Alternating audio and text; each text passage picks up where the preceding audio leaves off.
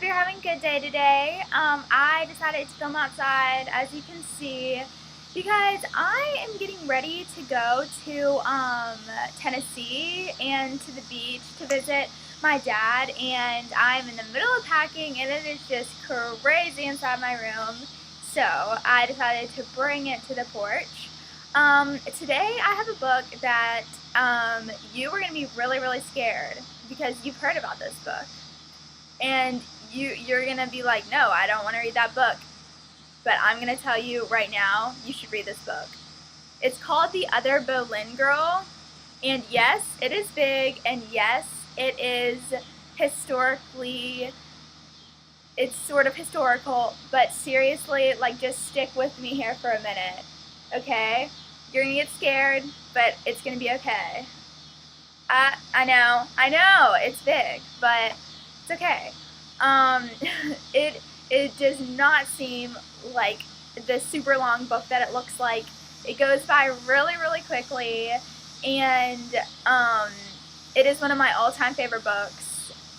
It's about Anne Boleyn, and she is the second wife of the infamous King Henry VIII, who had 6 wives. And this is set in 16th century England. It's like beginning of 1500s. Yeah, beginning of 1500s. And it is about the struggle between the Boleyn sisters, Mary Boleyn and Anne Boleyn, for King Henry VIII. And a movie came out. The movie came out in 2008. And it's a fabulous movie. It had Natalie Portman and Scarlett Johansson in it. Great job. Loved the movie. It was completely wrong, but it was a lovely movie. The book is a lot different than the movie. Obviously they left out stuff in the movie because you can't make a movie about this huge, monstrous thing. But anyways, it's a true story. I mean, most of the details are very elaborated because she really made it into a story. Like, there's dialogue, she really worked it into a story that you can relate to. The author is Philippa Gregory, and she has great books. I've read all of her books, but I kind of held back in doing reviews on them because this is a book for somebody who is into historical fiction and who doesn't mind having a long book. But anyways, so it is a true story. All of the characters are real. Okay, so the story in a nutshell is, because I'm not going to go into a ton of detail because a lot of stuff happens, but so the story in a nutshell is that there are 2 sisters, Mary Boleyn and Anne Boleyn, and they are, they're like nobles in the court of King Henry VIII. Like, they're not royalty per se, but they're pretty, like, high up there. They live in court, and they have a rich and powerful family. And King Henry VIII's first wife, Catherine of Aragon, can't have any more kids, and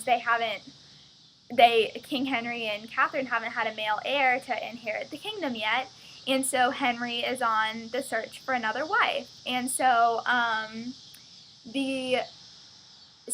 Anne and Mary's father and uncle plants Anne, the oldest daughter who's unmarried. They kind of put her into the king's eye and kind of set it up so that the king will fall in love with her. And Anne really likes the attention because Anne's really self-centered, and she's all like, oh, I'm gonna be Queen of England to Mary and stuff. And Mary is the quieter one. She's like, oh yeah, Anne, you're gonna be great. Well, Henry ends up falling in love with Mary instead of Anne, and that really makes Anne mad, and Mary doesn't really know what to do. The story is in Mary's perspective. And is that really loud? I feel like it's really loud. I'm sorry about that. Like, the cicadas are a freaking symphony right now. While Mary is getting all this attention, Anne is kind of feeling left out and jealous of Mary. So she does something that she should not do with the boy, and she gets in a lot of trouble and is banished to France. And so Mary's kind of in a wonderland. She's like, oh, the king is my lover, and she ends up having a couple kids off of him and stuff. And then Anne comes back from France, and she's all like lovely and like sexy and stuff. And so the king is now kind of caught in between the two sisters, and there's a very interesting story that happens after that. So yeah, it's a great book. It really, like, it looks scary, I know. The only thing that's hard is that I swear everybody is named Mary or Catherine. Like, in any book that you read about this time period, it's Mary and Catherine. And you have to keep them straight in your mind, and so it's like, oh, but other than that, it's okay. And there are a lot of Henrys, too. And, like, Georges, and I don't know, they just all have the same name. So that's kind of hard, but other than that, like, it's not hard at all to read. It's very easy dialogue, very fast-paced story. You will not be bored. And as many of you know, the ending's kind of sad because a lot of people know what happens to Anne at the end. I don't want to give it away, just in case you don't know, but yeah. So anyways, I hope that you will consider this book. It's called The Other Boleyn Girl by Philippa Gregory.